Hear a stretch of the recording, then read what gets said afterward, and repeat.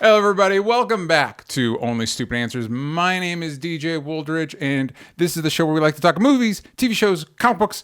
And today, Loki Episode 4, The Nexus Event, Frayed Nerves and Paranoia infiltrate the TVA as Mobius and Hunter B-15 search for Loki and Sylvie. And this episode was directed by Kate Herron and was written by Eric Martin. And with me today, I have an amazing guest. Say hi to the kids at home, Wendy. Hello, kids at home. How are you? Oh my God, that episode, I'm still reeling from it. So, for those that aren't familiar with you, who are you? Where can they find you? What are you up to? Up to so many things. My name is Wendy Lee Szany. I am a freshly tomato meter approved critic over here at the Movie Couple on the YouTube. So you can look for us there. We do a lot of trailer reactions, some show reactions. By some, I mean Loki and the Bad Batch. So two shows, movie reviews and all that good stuff. You can also find me messing around playing some cozy games on Twitch. Let's dive into Loki episode 4, the Nexus Event. But before we get into the titular Nexus Event, we start with a little bit of backstory with Sylvie. We see her in Asgard, and she's abducted by the TVA, specifically Ravonna Renslayer, played by Gugu Mbatha-Raw. And she escapes the TVA kind of easily, actually. She just bites Ravonna on the hand. And there's a few things in this episode that has me questioning the overall security of the TVA. Yeah.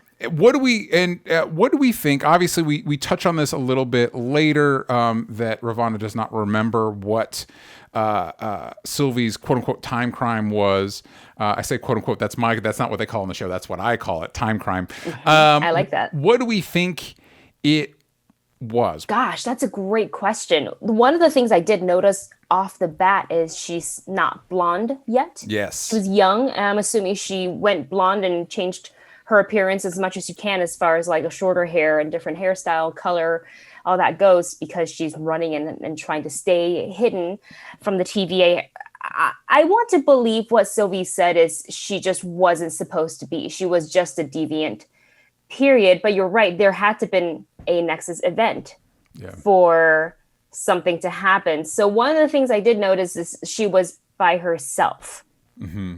There was no one around her, and it seemed kind of quiet. And I get it, being a demigod, and I guess for her, a princess on Asgard, like she could have her own giant playroom. Yeah. But I felt a little, like in retrospect, a little weird that there was no guard in her room to help stop her. So could the Nexus event have been her somehow, because she's the goddess, of mischief, bamfed somebody temporarily to somewhere else because she's just like, I don't know how to control my power. I'm really young and I like mischief, and which is a very wild theory, but that it could be that, or it could just simply be she just wasn't supposed to be there. Yeah, I think those are some really good assumptions. I especially like the idea that maybe she was supposed to have a guardian there that she sent away or whatever, like not just leave the room, like sent them to some other dimension. But the impression I got was that Loki, according to the sacred timeline, Loki is supposed to be a dude. And at this moment, Loki was like, actually, I feel like I'm a lady. And they're like, And I wonder if maybe the show didn't dive into that more, because it might be a little bit too tricky for a Marvel Cinematic Universe show to like parse that out, and what that means for Loki, and what that means for the quote unquote, what the sacred timeline of the TVA views of that. There might be like, that might be more than we can unpack, so we're going to imply it and then move on. Was the impression I got. I like that. But a part of me also, I don't believe Renslayer when she said, I don't remember. I think she 100% remembers.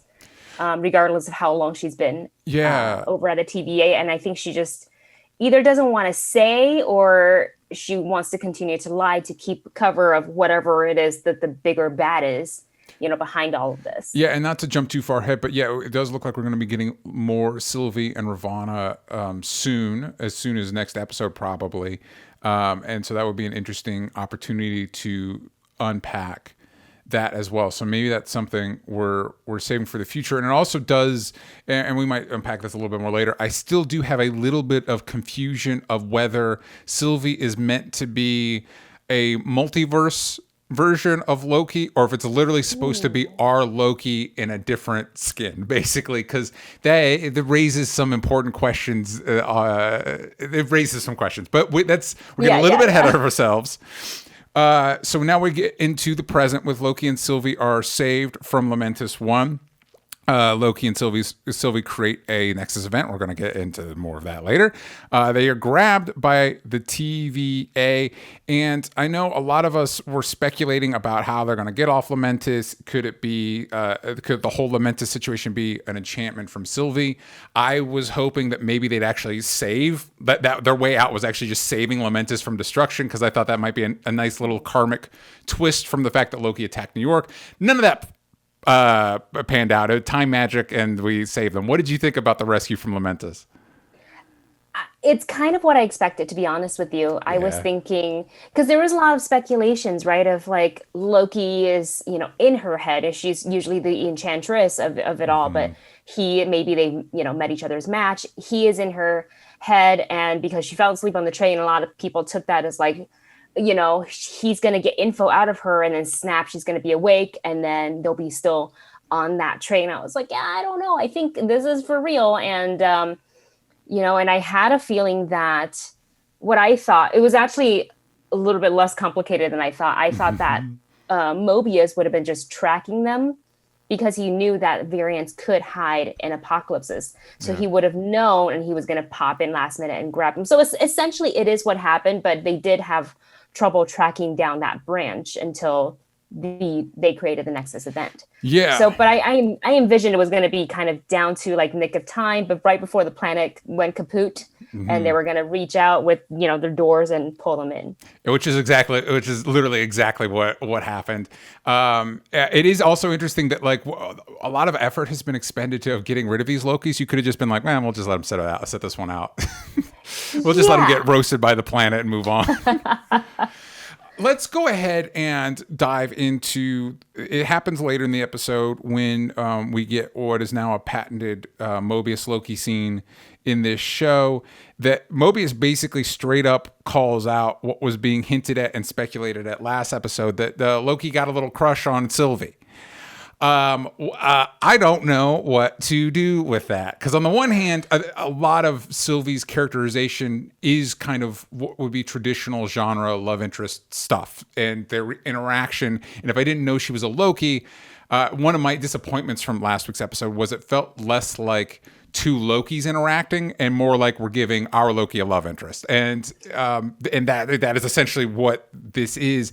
But on the one hand, yes, of course, Loki, the love of Loki's life would be himself, a version of himself. On the other hand, that's weird. How do you feel about the fact that apparently the love between Sylvie and Loki is big enough to create a Nexus event?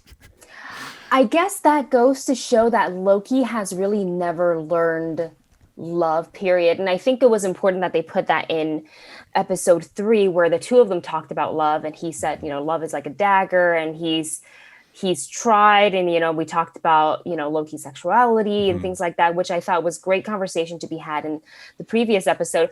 I kind of like you, I was hoping that they wouldn't make Sylvie a potential or a love interest, but at the same time, if she is indeed a variant, then it would make sense for Loki to be in love with a version of himself. But it is a little like I kind of like, I want to ship, but then I can't at the same time. Yeah, it's a little weird, but I want to say I do love, aside from, I haven't decided on how I feel 100% about this yet. I do love seeing Tom Hiddleston's Loki kind of go through this self-discovery since meeting Sylvie, from bickering, fighting, to really not realizing like he felt a ways about her until, that conversation with Mobius, where he really pulled it. He knew already.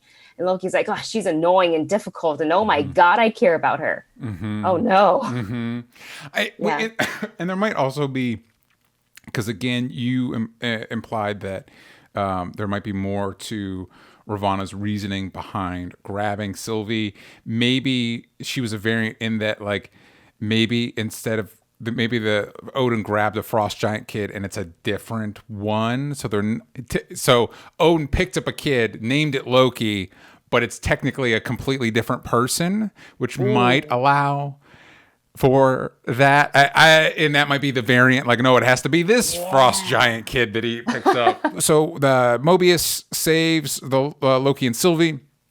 Loki gets put into a time prison, which is essentially a moment where Sif is mad at him, which return of Sif. On the one hand, it was fantastic to see her. On the other hand, it was like, man, you're the only one that shows up for these TV. You were in S.H.I.E.L.D.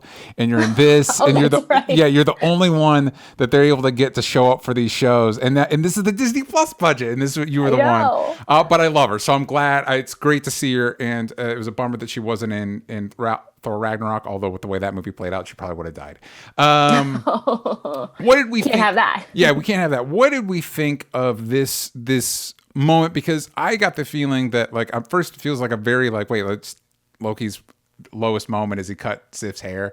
But as it played out, you kind of get more of an impression of why this moment is a moment that is good to trap Loki in. What did you think about this?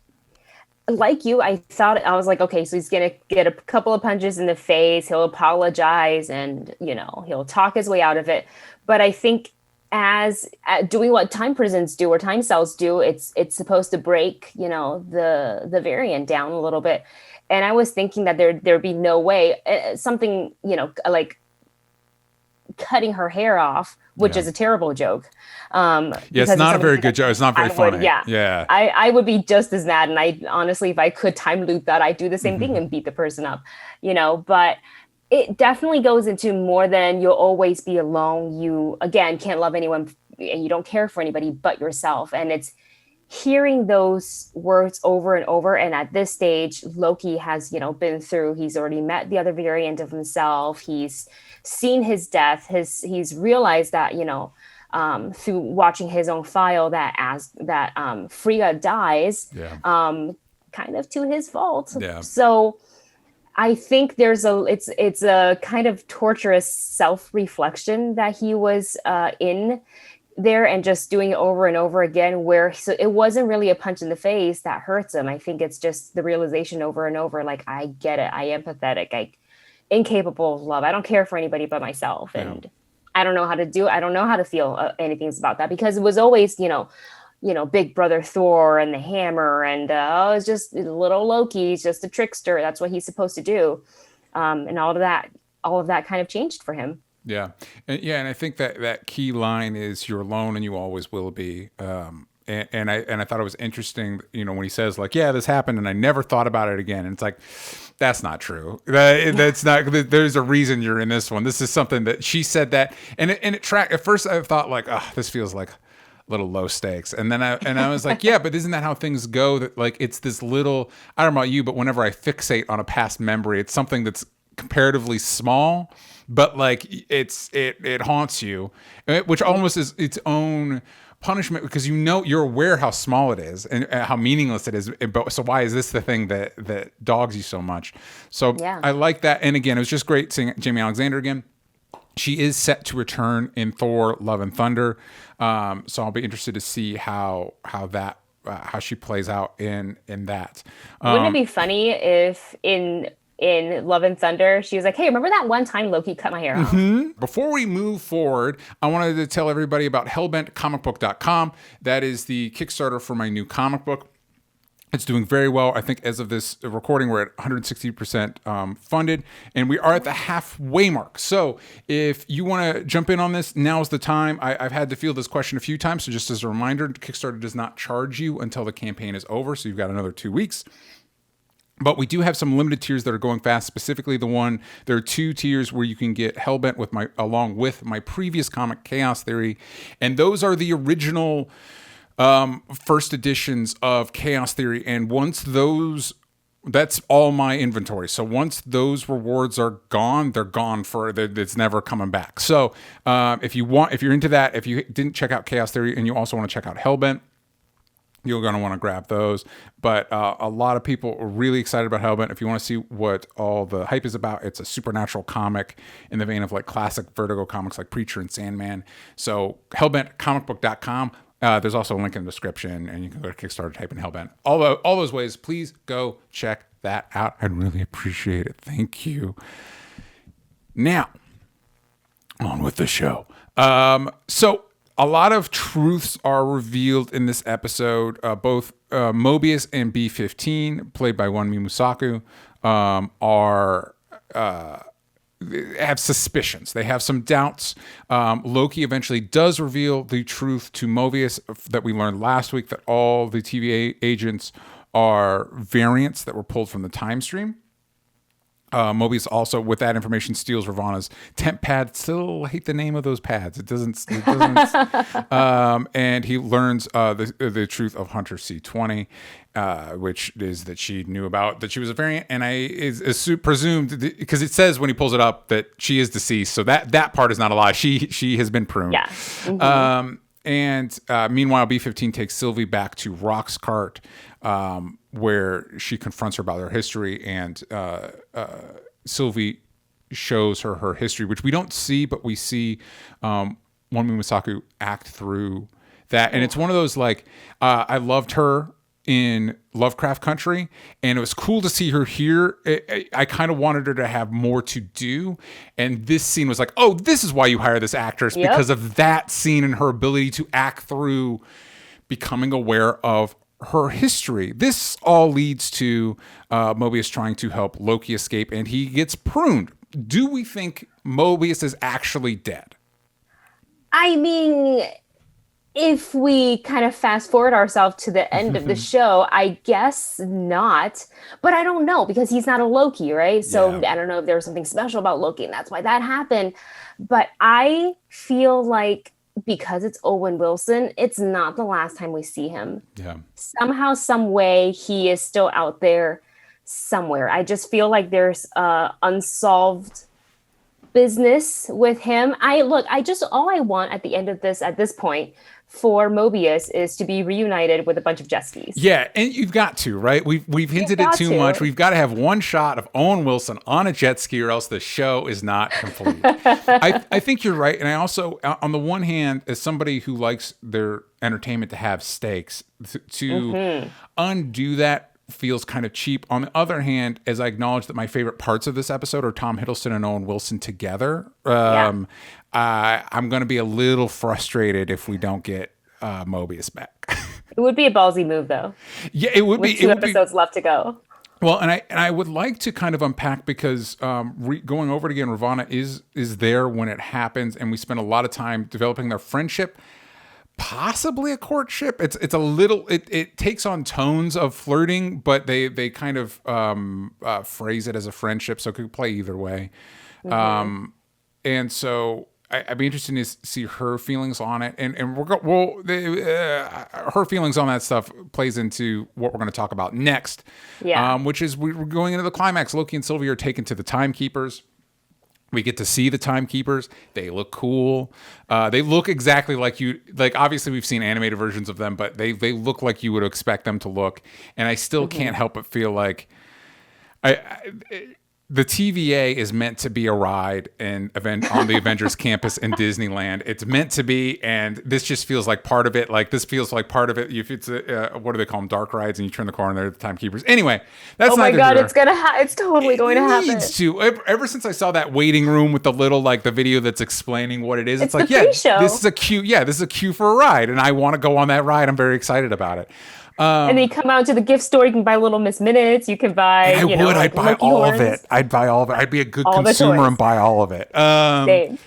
So B-15 helps Sylvie and Loki escape. And we cut off one of the Timekeepers' heads, and it's revealed that they're androids. However, I was waiting for the other shoe to drop to find out who is behind the throne, but we've got 2 more episodes. Who do you think at this point is the real power behind the Timekeepers? I had a theory, and the post-credit scene kind of dismantled that particular theory, but we'll see. Anyway, what are your theories? Who's actually behind the Timekeepers?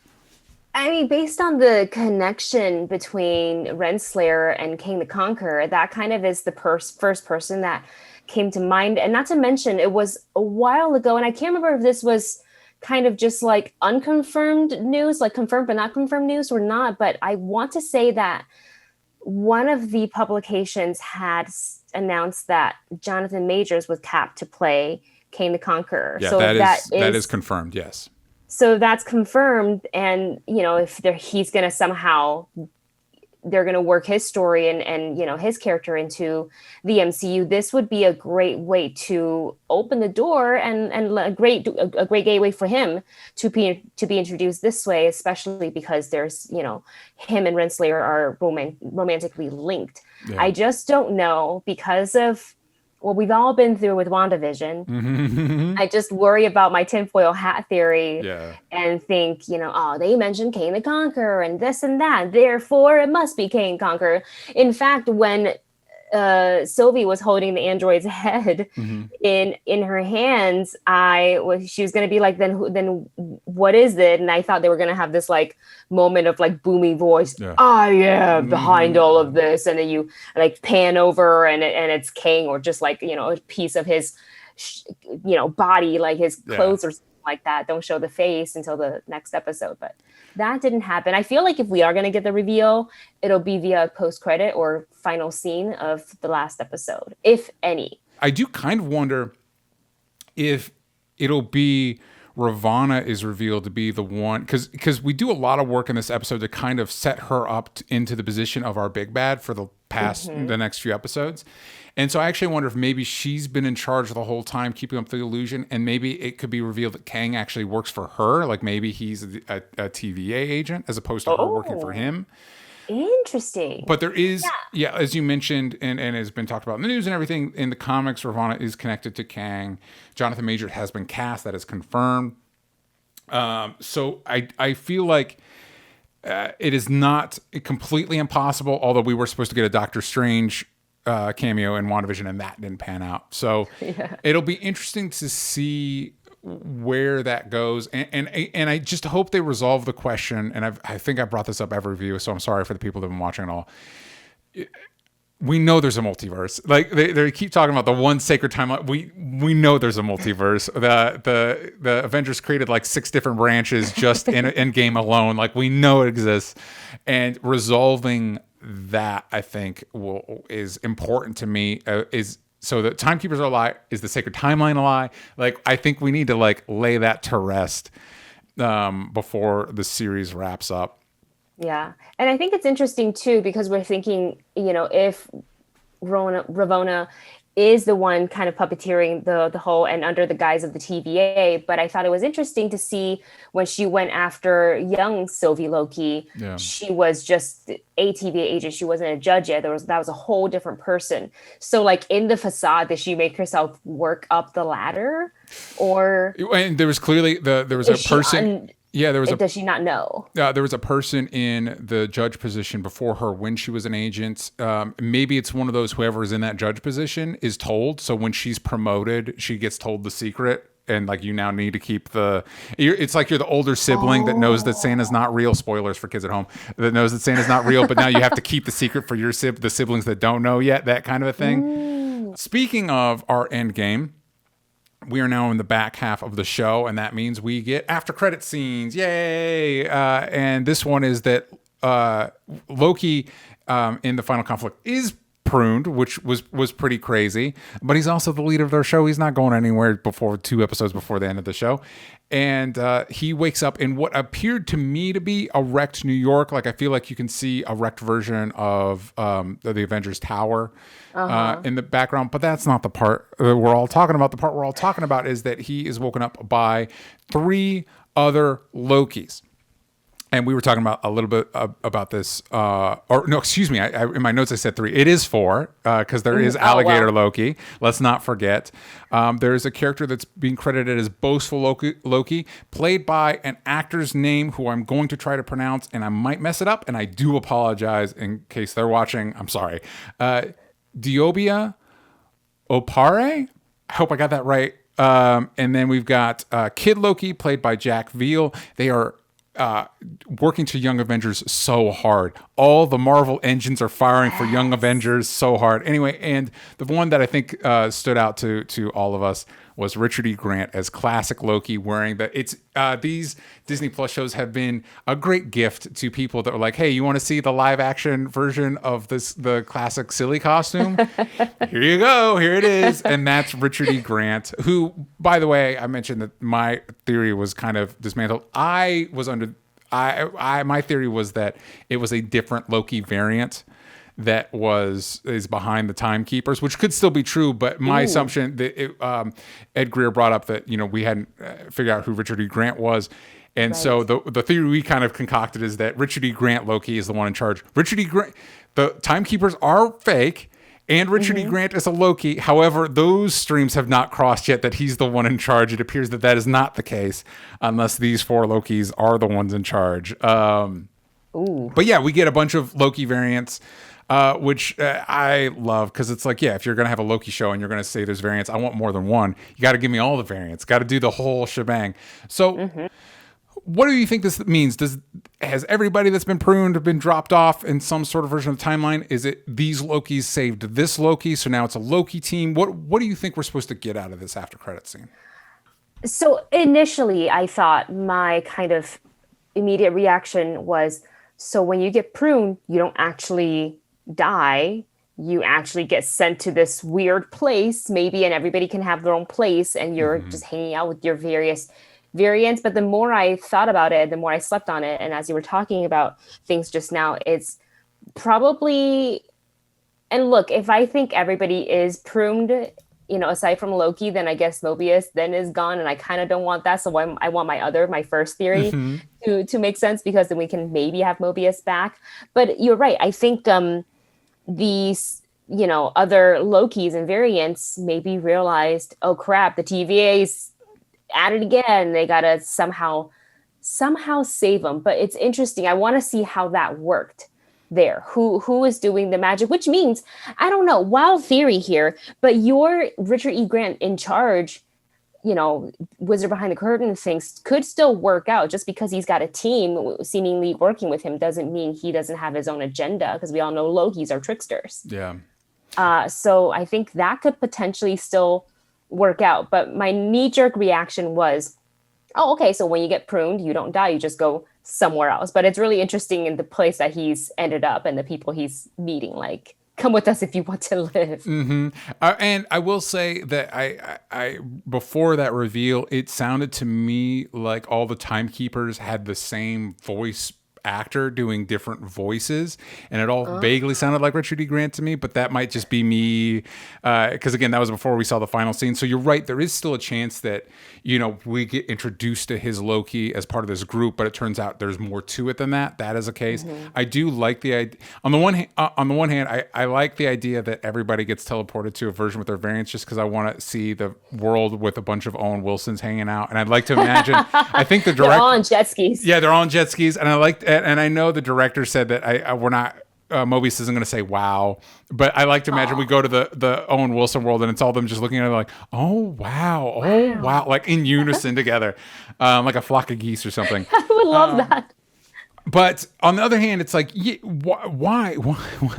And this is, I probably shouldn't be thinking this way, but the logistics of like, yeah, wouldn't it just be easier to kill him? Like, wouldn't it just, why jettison to a world where there's a bunch of other that just, just put him down. Like, I don't know why this organization would do it that way, other than story reasons, other than we need Loki to not be dead yet. Yeah, that's kind of my question throughout this episode is, going all the way from, the young Sylvie Loki being able to escape and grab Ravona's tempad off of her so easily, and nobody stepped in to do a thing about it, I was like, oh, they're just going to let her go. So I keep wondering if there's a bigger thing at play here. Like, we're going to let all this happen. We're going to let it play out for years, and we're going to keep them alive because we need them for something. We need them to make out and make a Nexus time baby that becomes Kang. Oh my gosh. That'd be crazy.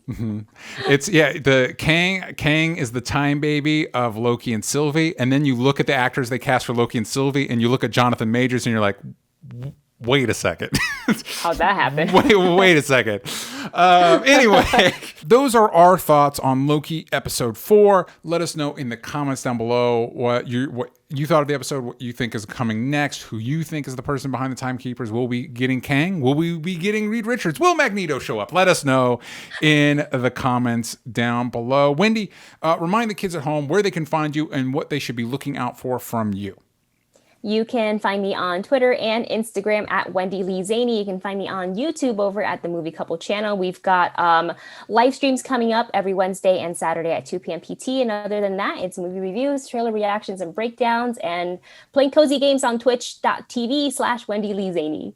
Love it. Go check all that out. You can find me at DJ Talks Trash. You can find my comic at HELLBENTcomicbook.com. And you can follow this show at Only Stupid Answers everywhere that matters. But on Twitter, you're going to want to yank the vowels out of stupid. Thank you all for joining us. We'll see you next week and stay cool out there.